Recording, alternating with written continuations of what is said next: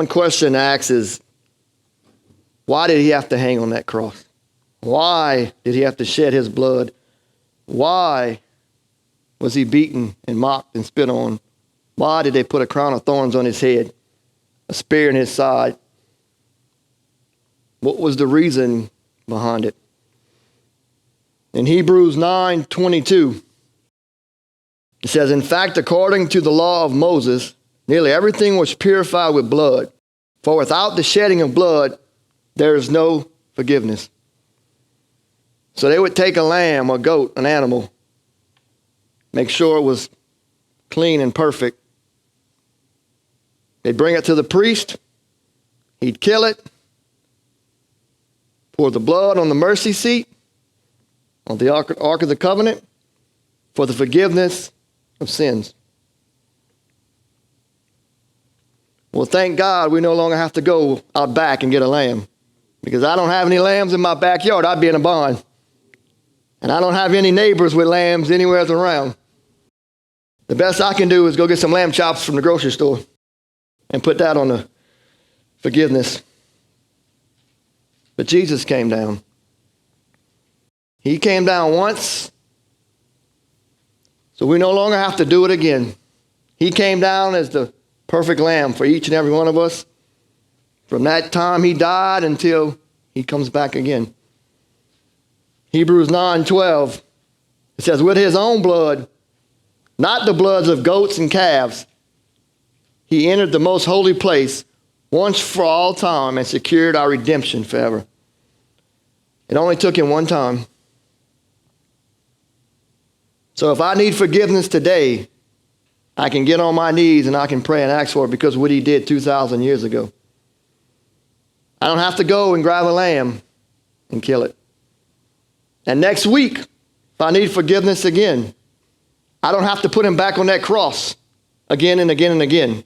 He only did it once. And that's sufficient enough for the rest of our lives. But it all starts, the time frame is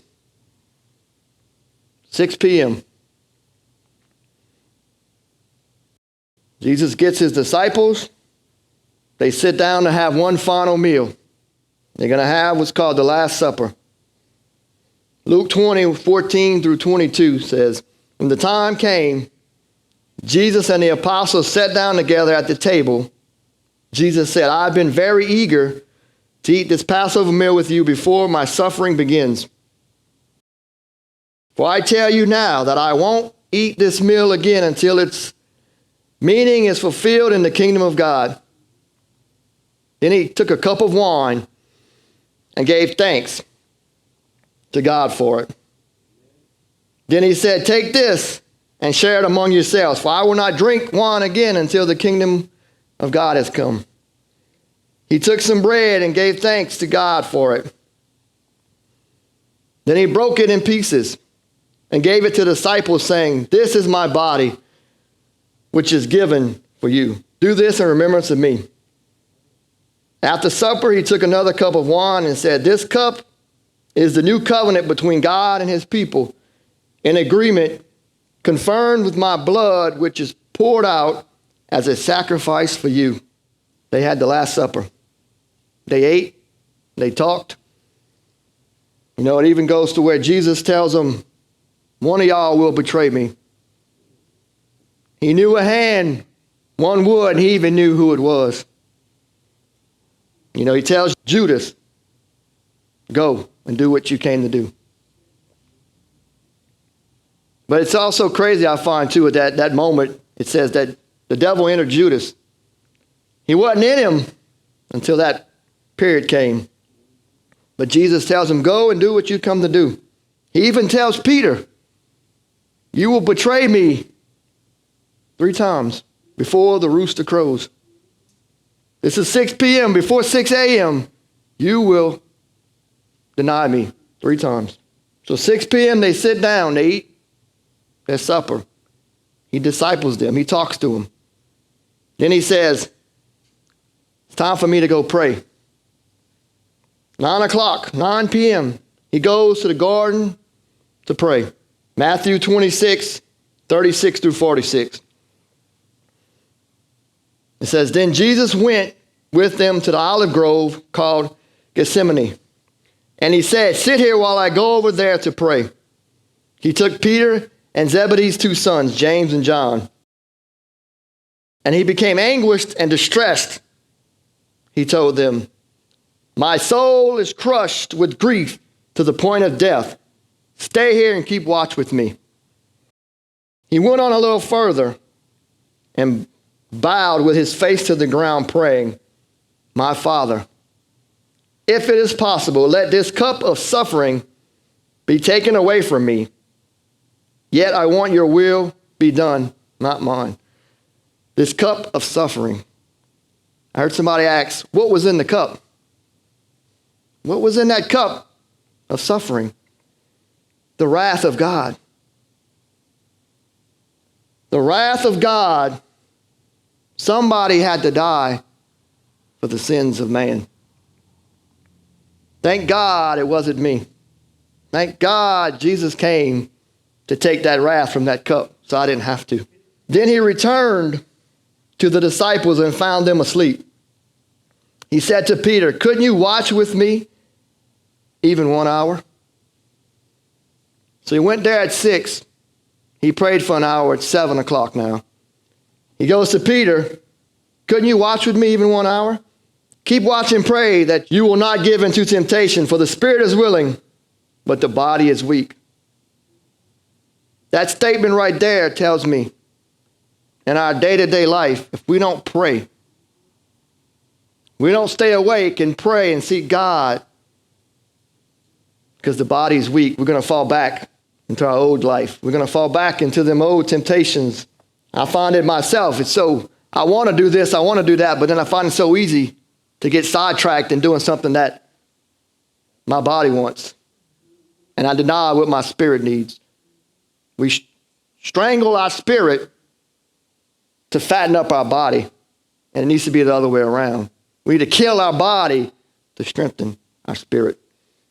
It says, then Jesus left them a second time and prayed, my Father, if this cup cannot be taken away unless I drink it, your will be done. When he returned to them again, he found them sleeping, for they couldn't keep their eyes open. So he went to pray a third time, saying the same things again. Then he came to the disciples and said, go ahead and sleep. Have your rest. But look, the time has come. The Son of Man is betrayed into the hands of sinners. Up, let's be going. Look, my betrayer is here. They went, had the Last Supper. He goes in the garden to pray. From 6 to 9. He goes in the garden at 9. He prays for about 3 hours. 12 o'clock comes. He says, his betrayer is here. They come to arrest him. But before that happened, while he was in that garden praying for them 3 hours, Judas leaves. Judas goes to the Pharisees and the Sadducees. He makes a deal with them. How much for me to betray my God? It says Matthew 26:15. And asked, how much will you pay me to betray Jesus to you? And they gave him 30 pieces of silver. To him, 30 pieces of silver were enough to send his soul to hell. 30 pieces of silver were enough for him to die and burn in hell and give up Jesus. At the time, it may have been, but once it was all done, he regretted it. He even went and hung himself. But before he hung himself, he took that 30 pieces of silver and he gave it back to them. They didn't want it. It says they bought a field with it. But he regretted that decision.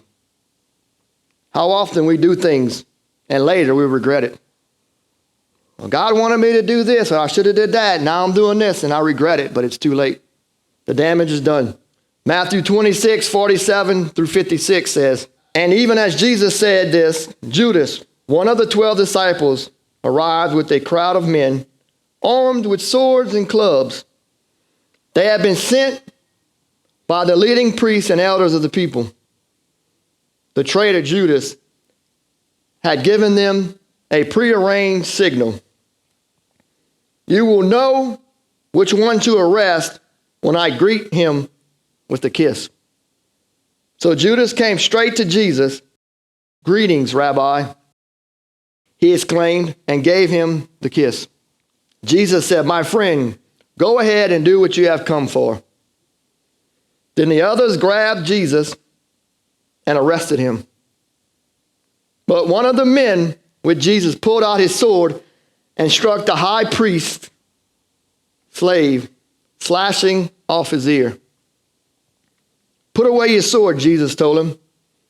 Those who use the sword will die by the sword.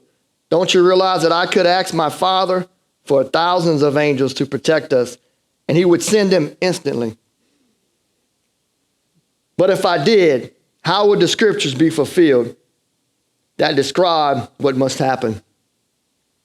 Jesus knew what had to happen. He knew there was no getting out of it, no go and do something else. Even though his disciples didn't want it, they didn't understand what had to happen. Then Jesus said to the crowd, am I some dangerous revolutionary that you come with swords and clubs to arrest me? Why didn't you arrest me in the temple? I was there teaching every day. But this is all happening to fulfill the words of the prophets as recorded in the scriptures. At that point, all the disciples deserted him and fled. Man, can you imagine having 12 disciples by your side, and now when things get tough, they scatter like a bunch of ants? They take off and leave him, and he's there to defend himself alone. 3 o'clock now. He goes before Caiaphas, the priest. It says Matthew 26, 57 through 75. It says, then the people who had arrested Jesus led him to the home of Caiaphas, the high priest, where the teachers of religious law and the elders had gathered. Meanwhile, Peter followed him at a distance and came to the high priest's courtyard. He went in and sat with the guards and waited to see how it would all end.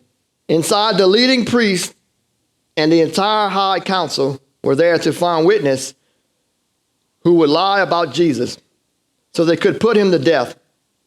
But even though they found many who agreed to give false witness, they could not use anyone's testimony. Finally, 2 men came forward who declared, this man said, I am able to destroy the temple of God and rebuild it in 3 days. Then the high priest stood up and said to Jesus, well, aren't you going to answer these charges? What do you have to say for yourself? But Jesus remained silent. Then the high priest said to him, I demand in the name of the living God, tell us you are the Messiah, the Son of God. Jesus replied, you have said it.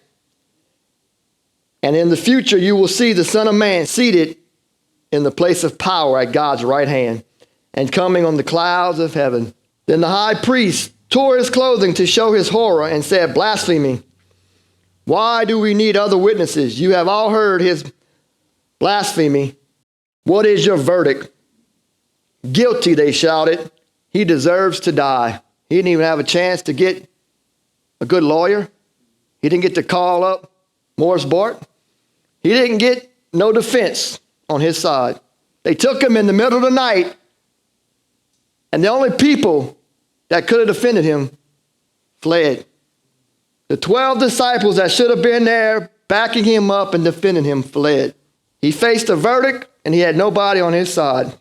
Then they began to spit in Jesus' face and beat him with their fist.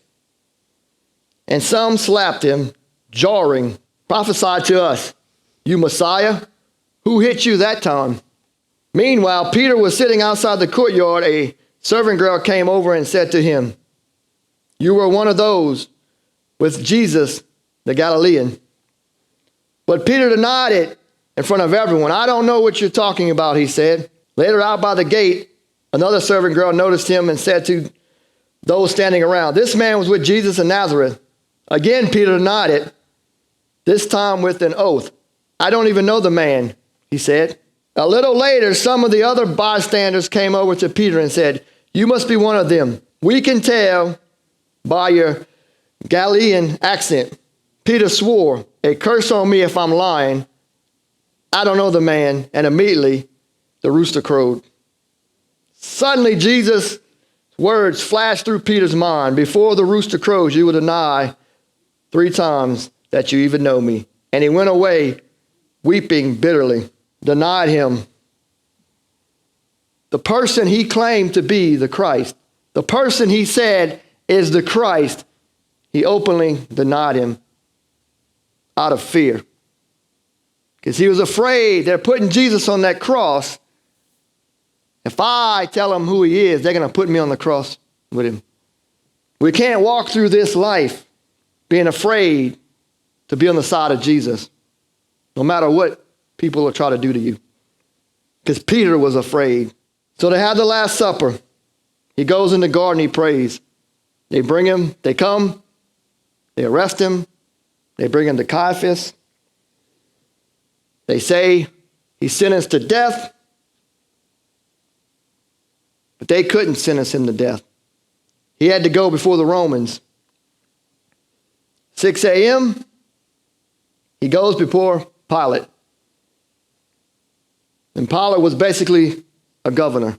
John 18:28 through 40 says Jesus' trial before Caiaphas ended in the early hours of the morning.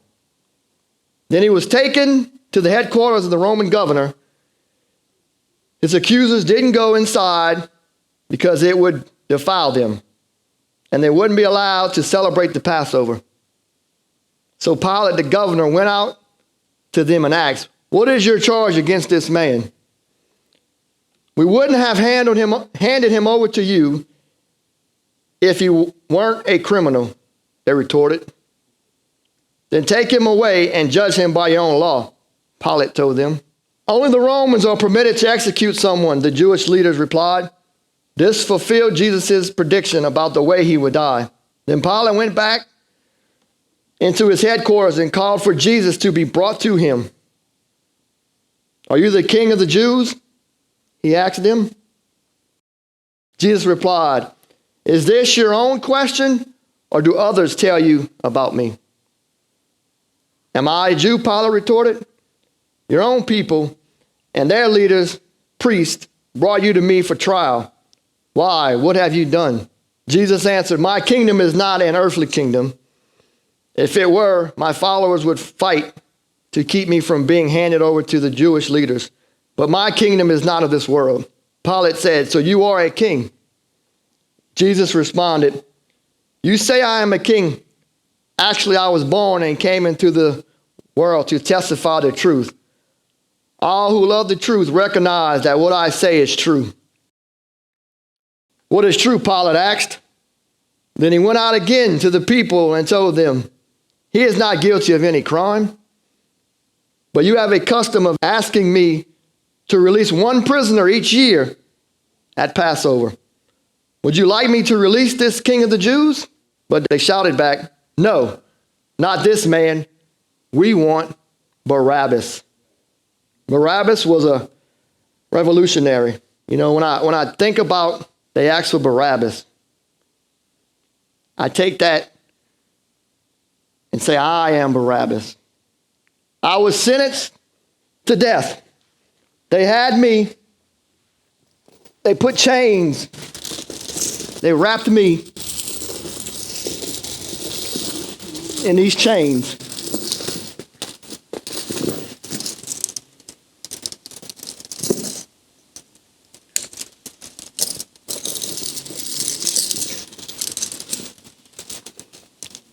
You know, I sat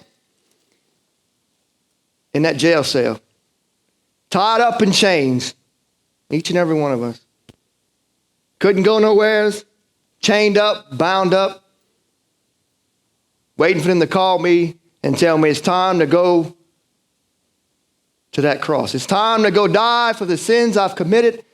It's time for my death. This is where we are. This is where we were.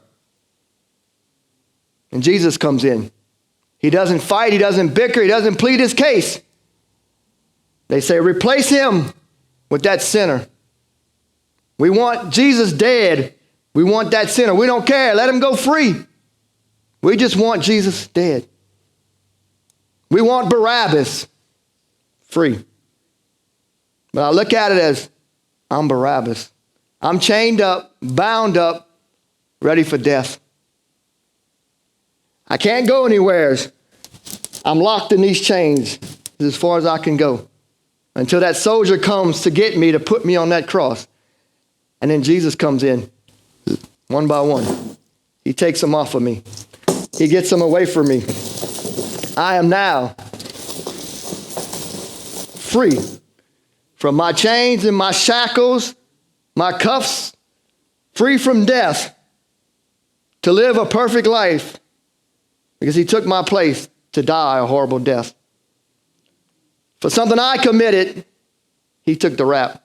For something I done, he replaced me. Whether he wanted to or not, he did it because it had to be done. And when I hear that story of we want Barabbas and not Jesus, I put myself as Barabbas. So Pilate then, he figures, well, they want this man Jesus dead. I'm going to give him some punishment. I'm going to take Jesus and have him beaten. I'm going to have him whipped and slashed. And then maybe once he gets beaten and whipped, they'll be okay, and that'll be good enough, and I can let him go.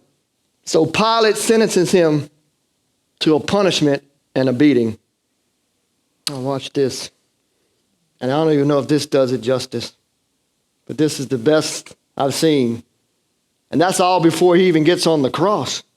They beat him half to death. He can hardly breathe. He can't move before he even gets on the cross.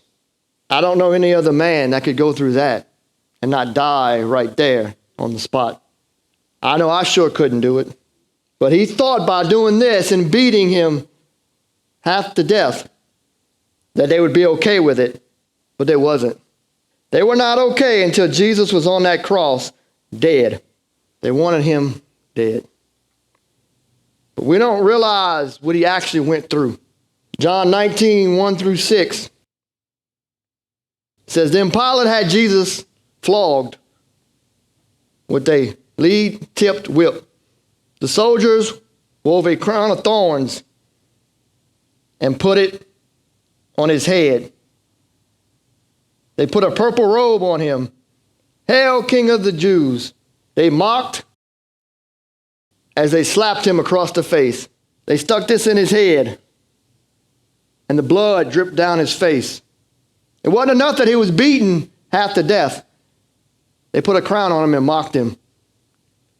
Drove it through his temple. They spit in his face. They laughed at him. You know, they beat him until they were out of breath and couldn't swing anymore. And he sat there and took it. Pilate went outside again and said to the people, I'm going to bring him out to you now, but understand clearly that I find him not guilty. Then Jesus came out wearing the crown of thorns and the purple robe, and Pilate said, look, here is the man. When they saw him, the leading priests and temple guards began shouting, crucify him, crucify him. Take him yourselves and crucify him. Pilate said, I find him not guilty. The Jewish leaders replied, but by our law, he ought to die because he called himself the Son of God. When Pilate heard this, he was more frightened than ever. He took Jesus back into the headquarters again and asked him, where are you from? But Jesus gave no answer. Why don't you talk to me? Pilate demanded. Don't you realize that I have the power to release you or crucify you? Then Jesus said, you would have no power over me at all unless it weren't given to you from above. So the one who has handed me over to you has the greater sin. Then Pilate tried to release him, but the Jewish leaders shouted, if you release this man, You are no friend of Caesar. Anyone who declares himself a king is a rebel against Caesar. When they said this, Pilate brought Jesus out to them again. Then Pilate said, "Sit down on his judgment seat on the platform that is called the Stone Pavement." It was now about noon on the day of preparation for the Passover. And Pilate said to the people, "Look, here is your king." "Away with him," they yelled. "Away with him, crucify him." "What? Crucify your king?" Pilate said. "We have no king but Caesar." The leading priest shouted back. Then Pilate turned Jesus over to them to be crucified. So they took Jesus away. They didn't care. They wanted Jesus crucified. They wanted Jesus crucified. Mark 15:25 says it was 9 o'clock in the morning when they crucified him. John 19:17 through 27 says, carrying the cross by himself, he went to the place called the place of the skull, in Hebrew, Golgotha. There they nailed him to the cross. 2 others were crucified with him, one on either side, with Jesus between them. And Pilate posted a sign on the cross that read, "Jesus of Nazareth, the King of the Jews." The place where Jesus was crucified was near the city, and the sign was written in Hebrew, Latin, and Greek, so that many people could read it.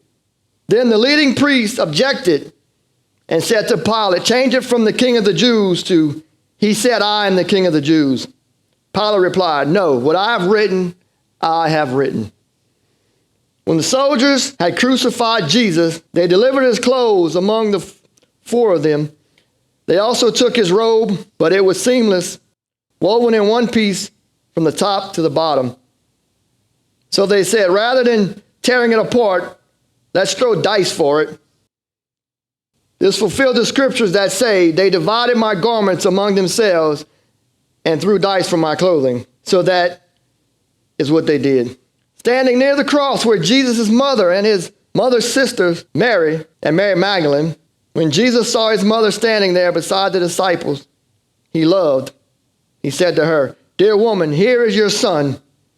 And he said to this disciple, "Here's your mother." And from then on, this disciple took her into his home. He's referring to John, the one he loved. But they took him, they put him on the cross. They took this cross. They took this cross. They put a hand here. They put a hand here. You know, and that video we watched in that same movie, and I don't know if it happened or not, but they took it. They had a pre-drilled hole, and his hand did not reach where the hole was. So they broke his shoulder. They pulled it, dislocated it to get it into place. They took this cross. Can you imagine? He's on this cross, getting nailed to this cross. You hear this. And at the time you're hearing this, Jesus is saying, "Forgive them, Father, for they know not what they do." He's getting nailed to a cross, and he's telling his Father, "Forgive them for nailing me to the cross.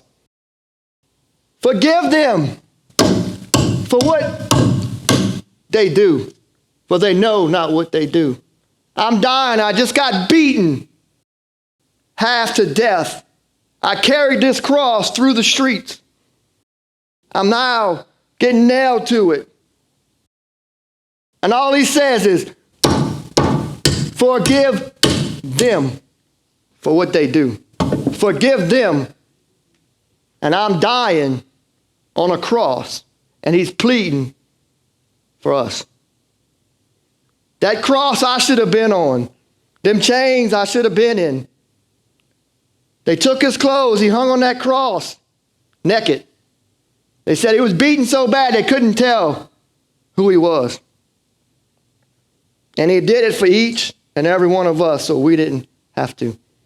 He came down and died a sinner's death so he could live righteous and holy. Luke 23:44 says, by this time it was about noon, and the darkness fell across the whole land until 3 o'clock. 3 o'clock, they take him down. They had to get him off the cross before 6 o'clock, because 6 o'clock started the next day, which was the high Sabbath. They could not do anything on that day. So in Matthew 27:45 through 60, it says, at noon, darkness fell across the whole land until 3 o'clock. At about 3 o'clock, Jesus called out a loud voice, Eli, Eli, lema, which means, my God, why have you abandoned me? Some of the bystanders misunderstood and thought he was yelling for the prophet Elijah. One of them ran and filled a sponge with sour wine, holding it up to him on a reed stick so he could drink. But the rest said, wait, let's see whether Elijah comes to save him. Then Jesus shouted again, and he released his spirit. At that moment, the curtain in the sanctuary of the temple was torn in two. From top to bottom, the earth shook, rocks split apart, and the tombs opened. The bodies of many godly men and women who had died were raised from the dead. They left the cemetery after Jesus' resurrection, went into the holy city of Jerusalem, and appeared to many people. The Roman officer and the other soldiers at the crucifixion were terrified by the earthquake and all that had happened. They said, this man truly was the Son of God. And many women who had come from Galilee with Jesus to care for him were watching from a distance. Among them were Mary Magdalene, Mary, the mother of James and Joseph, and the mother of James and John, the son of Zebedee. So he's hanging on the cross. And the way the Roman soldiers did it, he had to lift up to breathe. He couldn't breathe like this. So could you imagine taking all the strength you have to lift yourself up and scraping your back that's been beaten on the back of that cross every time you went up and down? Your back, his back rubbed that wooden cross. That cut, felt that. Probably had splinters all in his back every time he'd do that to breathe.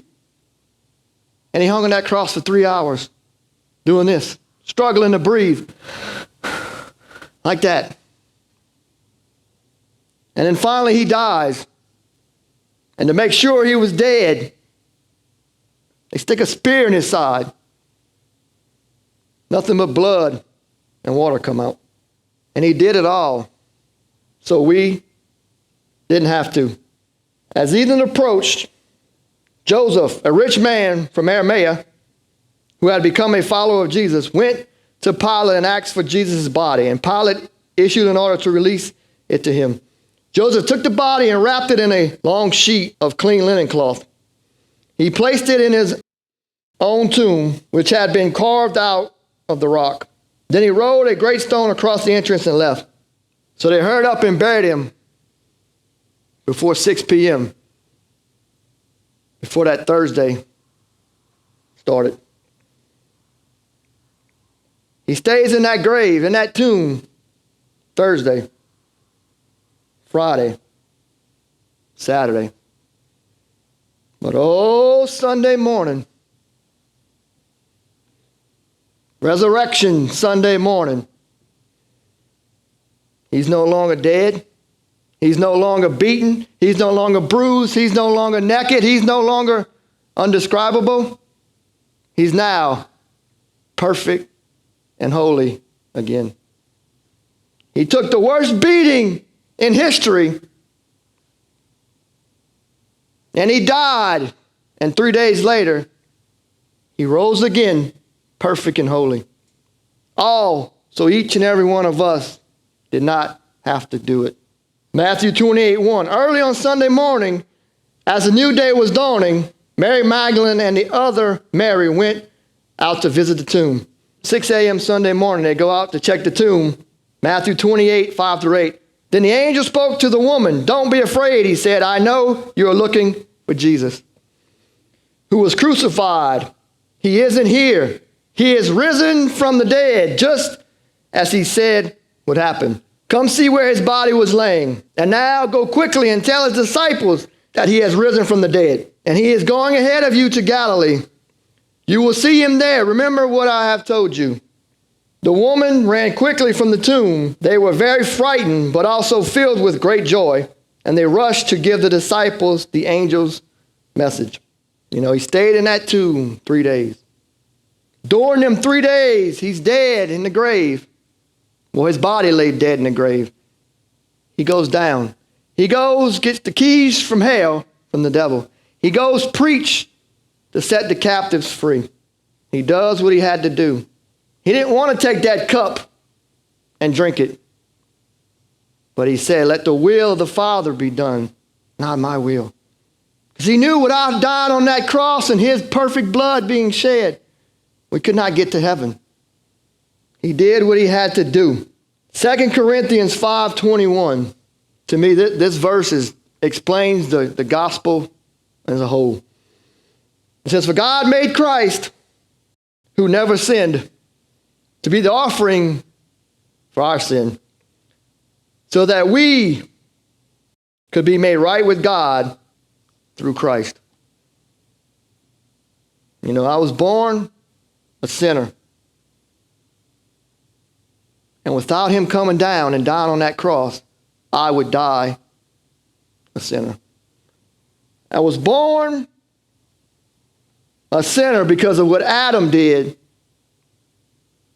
4,000 years ago 6,000 years ago before I was even born. But Adam's act tainted the bloodline of man. Messed it up. And therefore, Jesus Christ comes, born of a virgin, not born of that bloodline from Adam. He is born perfect and holy, pure. My number's called. It's time for me to get on that cross and die. It's time for me to die a sinner's death. And Jesus steps in. They find you guilty. I find you innocent. They find me guilty. I take your place. You're now innocent. I make you righteous, perfect, and holy. You, my son, go to heaven. Let me take the punishment that you should have. Let me get beaten. Let me get whipped. Let the thorns be put on my head, the spear be put in my side. Let my hands and my feet get nailed to that cross. Let me hang up there, struggling to breathe for 3 hours straight, so you don't have to. So you can live as though you're perfect, and I can die as though I'm a sinner. And that's exactly what happened. We can now live as though we're righteous and perfect before the Father because of what Jesus Christ did on the cross. And I ask that we don't forget this. We never forget what he did on that cross. There's not enough words that can explain what really happened. There's not enough videos we can watch that can show what really happened. But what I do know is this. I would have never made it to the cross. I would have died from that beating. I don't know how he did it, but he did it. Father God, I thank you for sending your son Jesus to die on this cross. I thank you for sending him to die the death I should have died. I thank you for making a way for me to become perfect and righteous in your eyes, for me to go to heaven. I praise you and I worship you. In your mighty name, Jesus' mighty name, I pray. Amen.